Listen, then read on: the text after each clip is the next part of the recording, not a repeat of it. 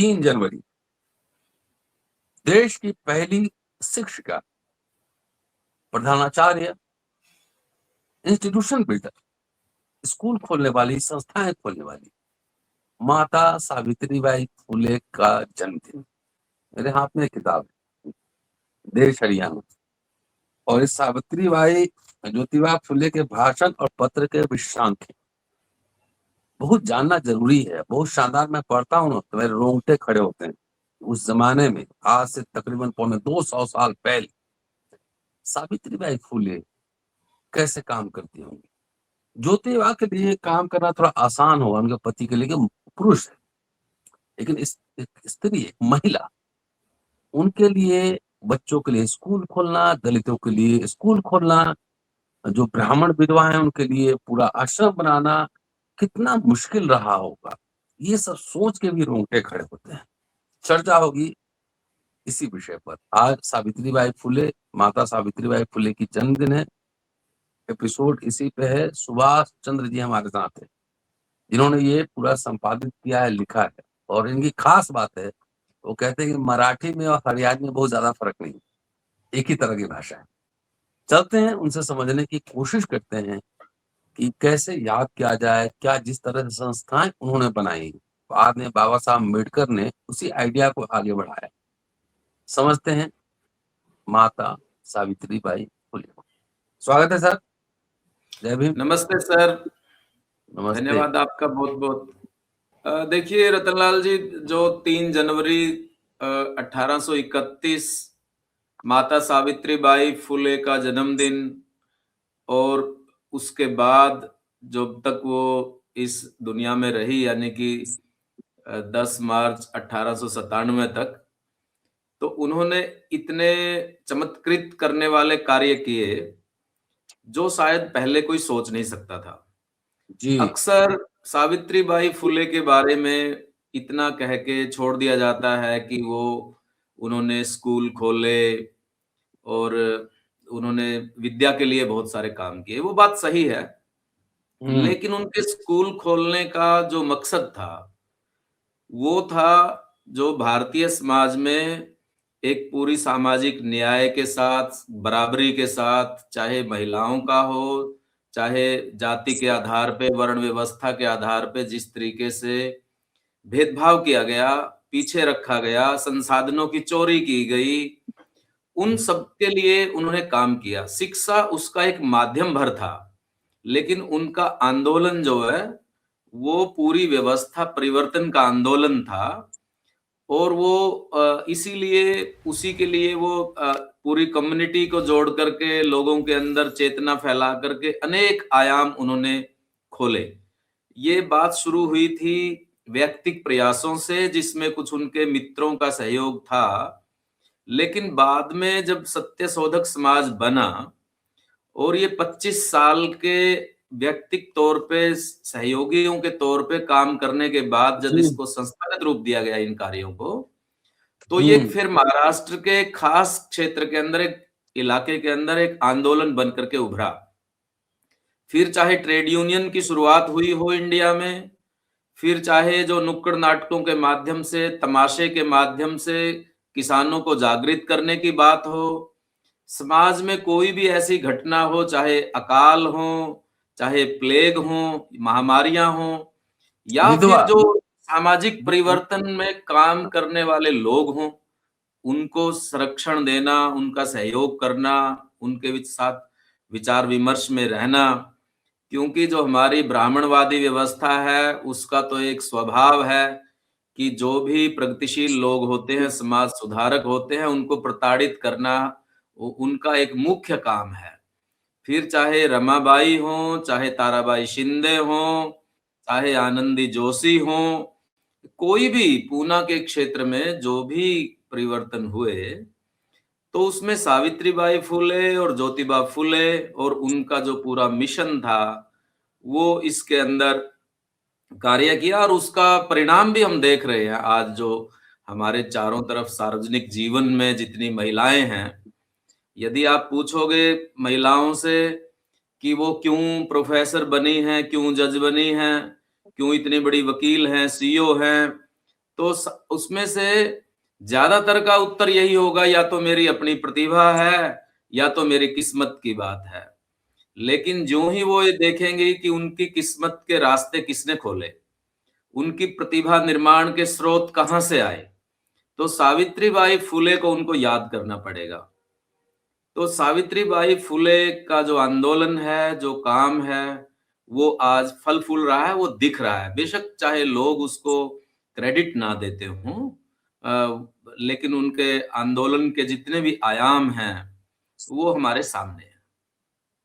मेरे सामने दो किताबें, एक तो आपकी संपादित जो मैं कई बार पढ़ा भी हूँ और उस पर चर्चा भी मैंने की है, और एक ये है सावित्री नामा। जी। तो शायद अम्बेडकर नामा से प्रभावित होकर नाम रखा हुआ सावित्री नामा, मुझे पता नहीं। एनीवेज है,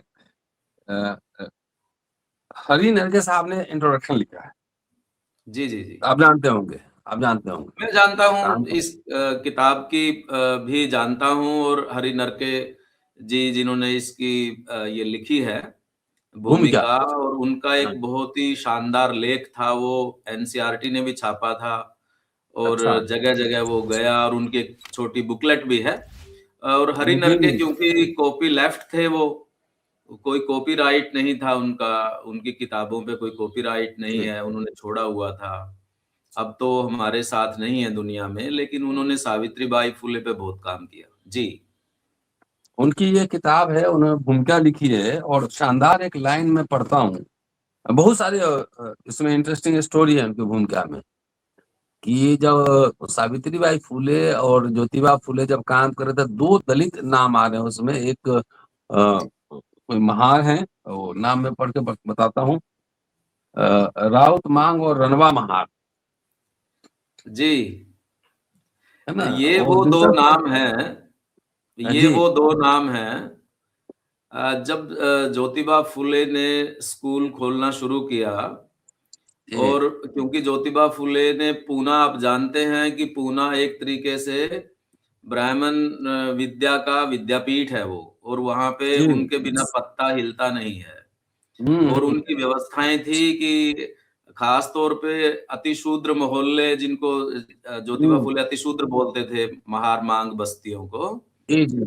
तो शूद्र अतिशूद्र, जब उन्होंने वहां बात की कि हमें ये ऐसे यहाँ पे खुलना चाहिए स्कूल, तो पहले तो जैसे एक संस्कारवश सभी लोग करते हैं, लेकिन फिर ये जो 2 वहां के एक अपने मोहल्लों के एक तरीके से सरदार कहिए या कुछ भी कहिए इनको, ये जी लीडर थे उन बस्तियों के, तो इन्होंने वहां पे स्कूल खोला और घरों-घरों से लोगों को मोटिवेट करके लड़कियों को, लड़कों को उस स्कूल के अंदर भर्ती कराया, और वो जी, बहुत ही अच्छे स्कूल चले। एकदम एकदम बहुत इंटरेस्टिंग पूरा इंफॉर्मेशन है।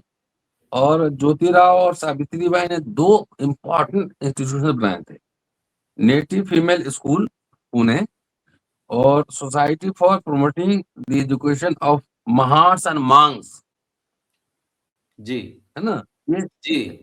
और मुझे लगता है कि बाबा साहब ने जो पीपल्स एजुकेशन सोसाइटी बनाया था, इसी का एक्सटेंशन था वो। बिल्कुल।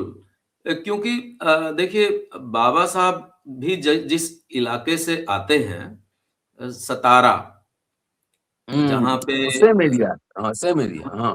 वो एक ही क्षेत्र है, और यही वो पूरा इलाका है जहाँ सत्यशोधक समाज की मंडलियां गांव-गांव में जाती थी, जहाँ पे उनका प्रभाव था। तो हम्म। बाबा साहब अम्बेडकर की जो फसल जहाँ पे पैदा हुई, उसकी जमीन जो है वो हम्म। ज्योतिबा फूले और सावित्रीबाई फूले और सत्यशोधक आंदोलन ने उसको तैयार किया था। हम्म। तो बाबा साहब जो है उनके सारे कार्यों से अच्छी तरह से वाकिफ थे।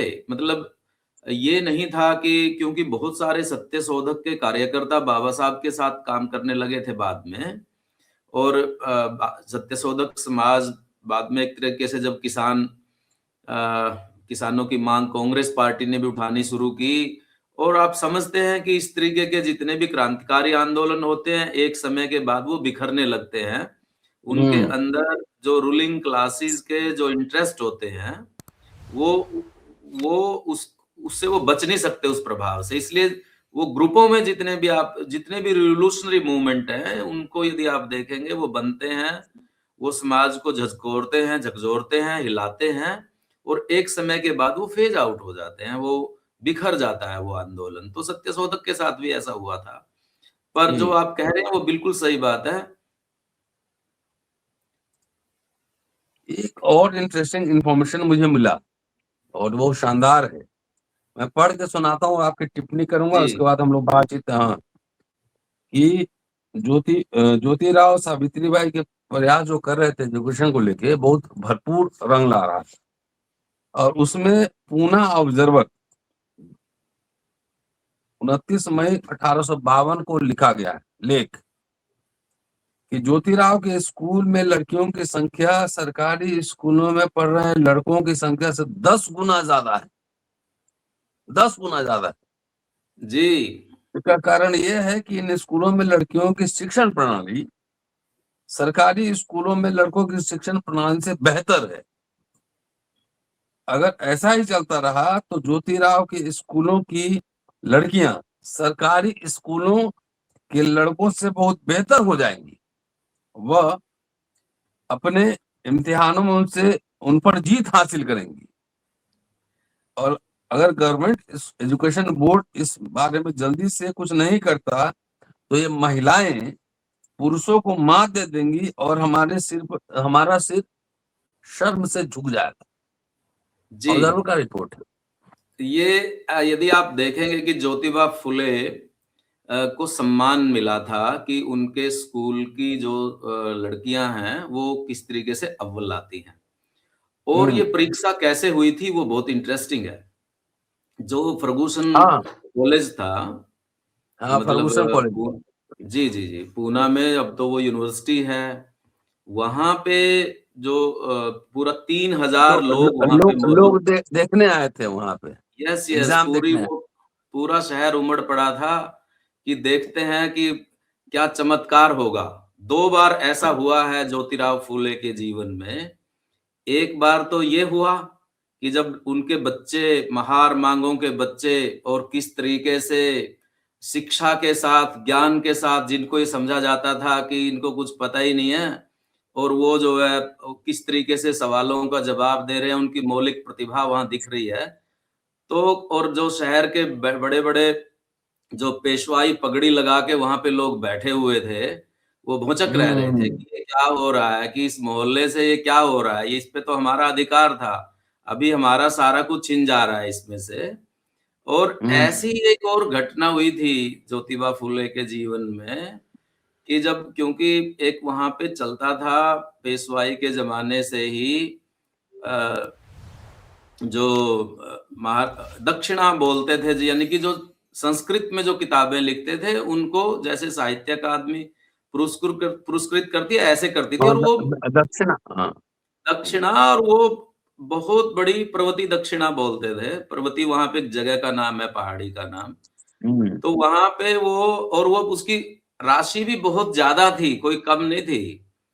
और वो जो नए-नए जो लेखक बन रहे थे, चाहे वो ब्राह्मण ही थे लेकिन मराठी में लिखते थे, तो उन्होंने हम्म। उसमें से डिमांड की थी कि हमें भी जो मराठी के लेखक हैं उनको भी मिले। तो अब देववाणी की बजाय यदि किसी और में पुरस्कृत मिलेगा या उनको लेखक समझा जाएगा, तो फिर उसका क्या बचने वाला है? तो ये सोच कर के कि ये चिट्ठी किसने लिखी, किसने डिमांड किया, तो ये जब सब कुछ हुआ और उन ब्राह्मणों को पंचायत में बुलाया गया कि इनको अपमानित करना है, तो जब ज्योतिबा फुले हम्म। आड़ लेकर के जब ज्योतिबा फुले का नाम लिया गया, तो वहाँ पे क्या हुआ वो आप अनुमान लगा सकते हैं। और ये स्टोरी बड़ी कमाल की है। जैसे ज्योतिबा फुले के जीवन में एक और बार ऐसे हुआ, और ज्योतिबा फुले ने लिखा है कि जब ये स्वामी दयानंद सरस्वती ने वहाँ पे भाषण दिए 15 दिन तक लगातार। पूना चैप्टर बहुत इंपॉर्टेंट है स्वामी दयानंद सरस्वती का। और जब आखिरी दिन ये रानाडे वगैरह सारे लोग थे, अधिकारी वहाँ पे, जो प्रगतिशील ब्राह्मण कह लीजिए या कुछ भी कहिए, लिबरल, तो उन्होंने कहा कि इनकी झांकी निकालेंगे हम लास्ट के दिन। और झांकी निकाल कैसे सकते हैं वहां सनातनियों के बीच में? तो उन्होंने कहा कि भाई हम तो इनका जुलूस को देखना, आप क्या कीचड़ उछालेंगे इस पे। लेकिन जब वो ज्योतिबा से हेल्प मांगी और ज्योतिबा ने कहा कि बड़ा ही मजा आएगा जब महार मांग चलेंगे जुलूस के अंदर, मतलब कि भाई बेशक चाहे वो वेदों को मानते हैं, हम नहीं मानते हैं, लेकिन उनका डेमोक्रेटिक राइट है, मतलब अपने विचारों को रखना, कोई कैसे रोक सकता है। जी जी। यानी कि जब महार मांगों की सेना के बीच में से एक भारत के विद्वान का जुलूस निकल रहा है उसकी सिक्योरिटी में, तो क्या ही मजा आएगा कि क्या जो अनपढ़ लोग हैं वो जो है दक्षिणा के उसमें जा रहे हैं उनको बचाने के लिए, जिनका पढ़ाई से कोई वास्ता नहीं है, या स्वामी दयानंद सरस्वती को अपने विचार प्रकट करने की छूट का अधिकार दिलवाने के लिए वो सड़कों पे जा रहे हैं। तो ये जो आप घटना बता रहे हैं कि उनकी जो ये लिखा है पूना ऑब्जर्वर अखबार में, क्योंकि ये एक ऐसी घटनाएं थी ये जो आज तो ये खबरें जो मतलब इनका कोई मान्यता वैसे आता है कभी-कभी कि फर्स्ट कौन आया ये आया, लेकिन क्योंकि कॉमन बात है अब तो पढ़ाई बहुत ज्यादा सार्वजनिक हो गई है, पर उस समय पे जैसे ये परीक्षा हुई थी, एकदम। यदि आप उस थोड़ा सा वर्णन आप उसको इमेजिन करें, क्या क्या नजारा रहा होगा। सार्वजनिक तौर पे परीक्षा हो रही है, एक तो इंटरव्यू होता है, आज 5 लोगों की बैठते हैं, उसी की परीक्षा में लोगों की पिंडलियां कांपने लगती हैं वाइवा में, और एक जो है 3,000 लोगों के बीच में महार मांगों की लड़कियां, जिनको ये समझा जाता है परीक्षा कि देने ये जा रही। बच्चा है नहीं, तो वो उनके बीच में तड़ातड़ जो है जवाब दे रही हैं जो उनसे पूछा जा रहा है, और उसके बारे में और फिर ये लिखा जा रहा है जो जो इसमें लिखा है। और ये जो लिखा है ना कि मेरा फिर हमारा सिर शर्म से झुक जाएगा, ये तो बहुत ही मजेदार बात है कि यार आपकी लड़कियां महिलाएं यदि आपसे आगे बढ़ती हैं तो आपको शर्म क्यों है उसमें? हाँ, आप ज्ञान के ऊपर अपने आप को इतना मोनोपोली क्यों रखना चाहते हैं? क्यों हेजेमनी आप मैं चाहते हैं? पढ़ रहा था, कल आपको सुनूंगा, मैं ज्यादा सुनूंगा आपको, कि मैं एक्सपर्ट नहीं हूँ इस सब्जेक्ट में, आप एक्सपर्ट हैं। लेकिन कुछ मैं पढ़ रहा था तो मुझे आइडिया आया, एक ड्रॉप आउट का भी आइडिया है। ड्रॉप आउट रोकने के लिए उन्होंने फेलोशिप का भी इंतजाम किया था, जैसे वो जी, हाजिरी हाजिरी बता दिया जाए। जी, जी। तो ये सब इतना कुछ हो रहा था, कल आपको विस्तार से सुनेंगे हम लोग कल। मैं तो कम बोलूंगा, आप ज्यादा बोलेंगे। लेकिन मेरा एक सवाल है सर, कि ज्योतिबा फुले फर्स्ट और सावित्री बाई फर्स्ट, फर्स्ट मैं कहता हूँ, और इतना उन्होंने काम किया, और खास तौर से अछूतों के लिए, पिछड़ों के लिए, ब्राह्मण महिलाओं के लिए, दलित दलित लोग के आइकन हैं ज्योतिबा फुले, है ना। दलित लोग उनको सर पे ले घूमते हैं। पिछड़े वर्गों इतनी चेतना क्यों नहीं है कि उस समाज से आए हुए इतने महान आदमी को चर्चा विमर्श क्यों नहीं होता है? क्या दिक्कत है सर? देखिए, जो जहाँ तक मैं समझता हूँ इस चीज़ को कि देखिए जब दलित जिसको आप कह रहे हैं, अनुसूचित जातियाँ कहिए या दलित जी जी। मूवमेंट कहिए, उनके उनकी एक उनको क्या गिफ्ट है ऐसे कहिए, या क्या उनके पास एक लिगेसी है डॉक्टर अम्बेडकर की। डॉक्टर जी। अम्बेडकर के समय पे आने के बाद ये पूरा मूवमेंट जो है ये पॉलिटिकल हो गया था। मतलब पूरी तरीके से राजनीतिक दायरों में था, और डॉक्टर अम्बेडकर जिस तरीके से लंबे समय तक राजनीतिक तौर पे लिखते रहे, जोड़ते रहे, लोगों के साथ संपर्क रहे। तो ये जो फूले हम्म। का जो आंदोलन है वो एक कल्चरल मूवमेंट है एक तरीके से। उस समय पे इस तरह से पॉलिटिक्स इतने सीधे तौर पे या सार्वजनिक इतने रूप में नहीं थी। और फिर उसके बाद जब ये पूरी डिबेट चलती है, जिसको ये चाहे पूना पैक्ट की डिबेट है, पूरे फ्रीडम स्ट्रगल के दौरान की जो डिबेट है, गांधी अंबेडकर की डिबेट है, या कांग्रेस और कांग्रेस के पैरेलल जो डिबेट्स हैं और जो मूवमेंट्स हैं, उसमें जिसको हम पिछड़ा वर्ग कह रहे हैं, एक तो उसकी पहचान उसने अपने आप को पिछड़े वर्ग से नहीं जोड़ी। डॉक्टर अंबेडकर की भी यही बेचैनी थी सबसे बड़ी, कि ये जो ग्रेडेड इनइक्वालिटी है इंडिया की सोसाइटी में, ये सबसे हम्म। बड़ी दिक्कत है। जो उनका एक छोटा सा लेख है शिक्षा के ऊपर, उन्होंने लिखा है उसके अंदर कि यदि इस देश में सिर्फ 2 ही वर्ग होते तो रिवॉल्यूशन हो जाता। लेकिन ये जो हम्म। बीच में लोग हैं, अ, पर ये जो बाद के अंदर ये जो आंदोलन बना सनातनी ये वो सब, क्योंकि खाली तो वो भी नहीं बैठे हैं। तो ये कास्ट के आंदोलन के तौर पे, और जो संस्कृतिकरण वाला जो सवाल है कि हमें श्रेष्ठता का जो मिलना है वो ऊपर से ही मिलना है सर्टिफिकेट, उस दौड़ में शामिल हुई हैं ये ओबीसी जातियां। और क्योंकि ये किसानी से जुड़ी हुई हैं और किसानी के अंदर चेतना थोड़ी लेट आती है, किसान क्योंकि जमीन के जो रिलेशन है, संबंध है जो भूमि के, वो एक अपने आप में ही एक ऐसा टॉपिक है, बात बात का मतलब, जिसमें चेतना थोड़ी सी देर से आती है। अभी आप देखिए मंडल कमीशन के लागू होने के बाद अभी 4-5 साल पहले से उसके लाभ मिलने लगे हैं ओबीसीज को नौकरियों में, और शिक्षा में तो बाद में लागू हुआ। तो ये जो अब हो रहा है, अब जो उनके बच्चे हैं उनमें चेतना जा रही है। मुझे नहीं लगता कि 10 साल भी ये चीज पकड़ने वाली है, या इस सवाल का जवाब जो आप आज सवाल कर रहे हैं, 10 साल बाद ये सवाल गायब हो जाएगा। मतलब क्योंकि अब जो एजुकेशन आ रही है और वो रिजर्वेशन का जो उनको बेनिफिट मिल रहा है, जब वो अपने एकदम ओबीसी एकदम के तौर पे अपनी पहचान कर रहे हैं, जब वो सरकार लाभ ले रहे हैं, जब वो अपनी भागीदारी की और इसकी बात कर रहे हैं, तो उनमें वो चेतना आ रही है। तो अभी तो ओबीसी का तो आप समझिए कि यदि आप उनसे बात करेंगे तो जो हमारे अभी कितने बड़े लीडर हैं, आप मैं नाम ले देता हूँ अखिलेश यादव, अभी वो कितने बड़े ब्राह्मण से भी बड़े ब्राह्मण होते थे, लेकिन जब उनका वो धुलवाया गया घर तो उनको पता चला कि वो तो ओबीसी हैं। वो कुछ भी बन जाए, कहीं से कुछ भी, कितना ही पढ़ लें, कितना ही बड़े कुछ भी बन जाएं, पद कितना ही ऊंचा ले लें, तो जिस घर में वो रहेंगे वो गंगा जल से धुलेगा। तो उनको तब समझ में आ रही है ये बात। तो ये जो अनुभव है वो भी सिखा रहा है, और जो लाभ है वो भी सिखा रहा है।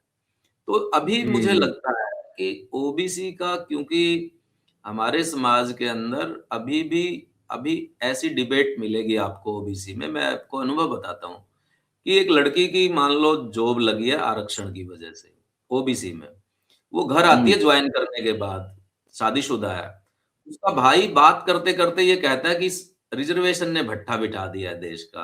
अभी लड़की हम्म। कहती है भैया मेरे को तो नौकरी रिजर्वेशन की वजह से मिली है, आप क्यों कह रहे हैं ऐसा? तो भाई की जो है मुंह बंद हो जाता है, बंद हो जाती है। बंद हो जाता है, क्योंकि अब ये जो रिजर्वेशन का लाभ मिल रहा है ये ओबीसीज में चेतना लेके आ रहा है, और मुझे सैनी लगता है। साहब, जी एक आखिरी सवाल, शॉर्ट जवाब। सैनी मां मुख्यमंत्री हैं। जी, कुछ कार्यक्रम हुआ क्या आज?